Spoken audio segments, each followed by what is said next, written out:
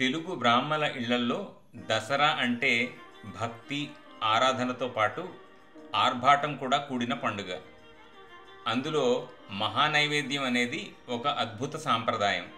7, 9, 11 లేక మరిన్ని వంటలు చేసి అమ్మవారికి సమర్పించడమే మహానైవేద్యం అంటే. అమ్మవారికి నైవేద్యం పెట్టాక అవే వంటలు అతిథులకి, బంధువులకి, కుటుంబ సభ్యులకి, కొన్ని సందర్భాల్లో గ్రామస్తులకి కూడా పంచటం ఒక ఆచారం.